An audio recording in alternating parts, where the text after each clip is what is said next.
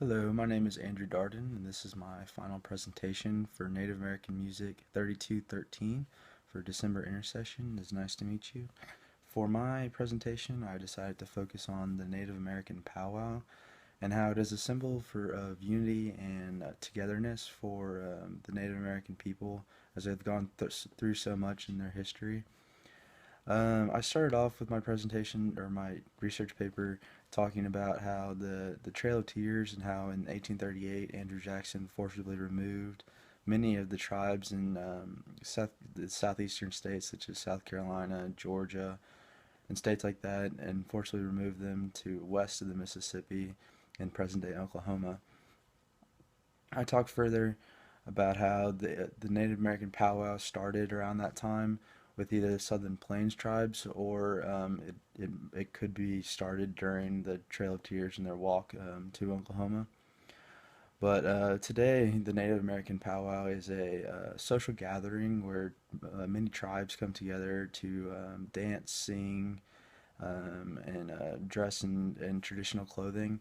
It is open to the public, so Indians and non-Indians can come to this gathering and try to understand more about the Native American people. Um, Furthermore, in my essay, I I dissected into three different parts: the dance, the clothing that is worn, the regalia, and the music that is performed at the powwow. To begin with the dance, there are many different types of dances that are performed in the powwow. There are social dances and then there are competition dances. The social dances are, for example, dances like the round dance or the intertribal dance that are just for fun.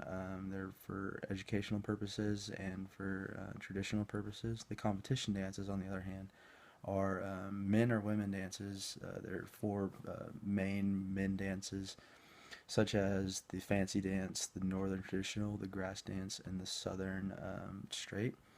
And for the women, there is the buckskin dance, the fancy shawl dance, the jingled dress dance, and the southern cloth dance. In these competition dances, the tribes will go up against each other in front of judges to try and win the powwow dancing prize, and it's a lot of fun for the audience to watch and for the performers themselves. In these dances,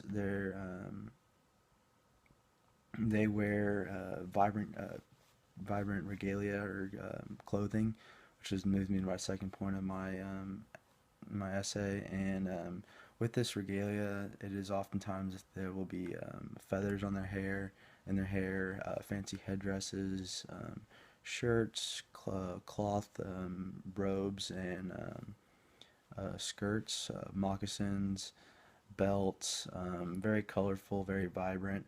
And if I say in my paper, if someone hasn't seen a powwow before, they'd be very surprised and very astounded by all the color that comes out in a Native American powwow. The regalia is very sacred to the performers and to the people themselves, as it is it's very traditional. It has a spiritual background, as you wouldn't want to be shown or be seen wearing not the traditional clothing when you come to a powwow. It is very important that you wear the right thing when you're there. Furthermore, in a lot of times they'll add decorative ornaments to their clothing, such as shells, teeth, hooves, bones, stuff of that nature, to have a more traditional approach and one with nature, and it helps to tell the story that they're often doing when they're dancing. Um, Furthermore, outside of the dancing and the clothing worn, the one of the most important parts of the Native American powwow is the singing and the music that is played during the sing. The songs and the powwow is centered around the powwow drum, which is the main drum that is played throughout. It sets the beat, it sets the tone for the songs and the dance. It is very sacred, as the people think that it was a gift from the Great Spirit to them. So it is regarded in very high standards. Um, in their music, they to someone that doesn't know Indian or hasn't listened to Indian music, it could sound like they're just blabbing a lot of sounds, and it's very hard to tell what the different songs are. But in fact, the Native Americans use vocables, which are words without dictionary definition, and so they use vocables in a lot of these songs to talk about their past and stories, and use that to just to tell their stories. And there's very different levels of people that use the vocables. Like it could sound all the same, but sometimes they're very good performers and not so good performers. Um, the structure of a powwow song starts off with the main singer, one male, and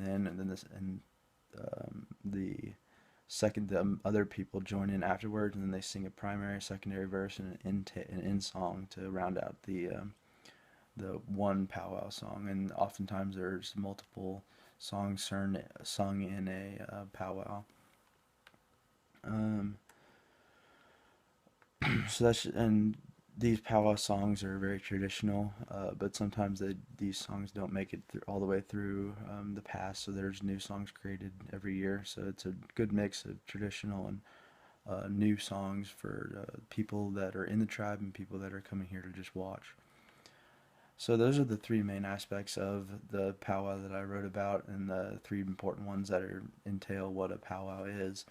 So at these social gatherings, it is, as they're still carrying on to this day, as from 1838, it is evident that they're very important to these people, and it is a sign of just a sign of unity and togetherness that they come together every year to perform these different multiple tribes to sing, dance, tell stories, act, teach other people about their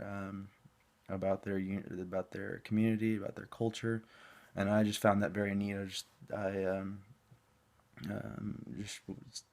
if it's carried on for over 300 years, it must be very important to them, and it makes me want to go see one day, as it's just a good sign of how they persevered back in the day, having to forcibly leave their homes and come to a new home where they're unfamiliar territory.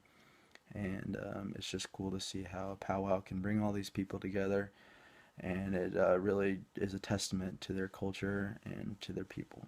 So that is my presentation. Thank you very much. I very much enjoyed the class this semester, and hope you have a good semester. Thank you.